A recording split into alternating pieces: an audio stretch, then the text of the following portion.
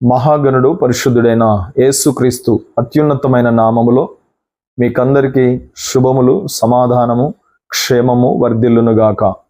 ప్రియులరా, రోమీలకు రాసిన పత్రిక 8వ అధ్యాయము 28వ వచనములో, దేవుణ్ణి ప్రేమించు వారికి అనగా ఆయన సంకల్పం చొప్పున పిలువబడిన వారికి మేలు కలుగుటకై సమస్తమును సమకూడి జరుగుచున్నవని ఎరుగుదుము. ప్రియమైన దేవుని సంగమా, దేవుణ్ణి ప్రేమించు వారికట సమస్తము సమకూడి జరుగుచున్నవట. నీ జీవితంలో ఏ పరిస్థితి సంభవించినా నీవు ఆయనను ప్రేమిస్తున్నావు గనక నీ జీవితంలో ఆయన అనుమతి లేకుండా, ఆయన చిత్తం లేకుండా, ఆయన ఉద్దేశం లేకుండా ఏదియు నీ జీవితంలో ప్రవేశించదు.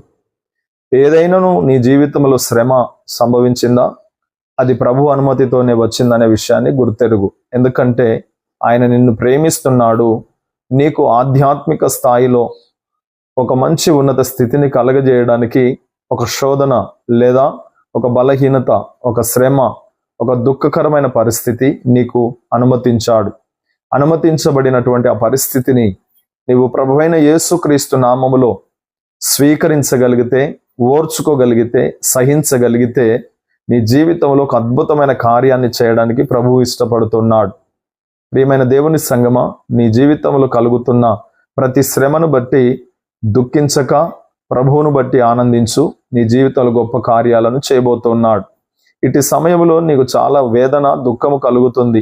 నా ప్రభువు నన్ను విడిచిపెట్టాడా, నా జీవితం ఇంతేనా అని విసిగి వేసారిపోతున్నావేమో, నలిగిపోతున్నావేమో, కృంగిపోతున్నావేమో.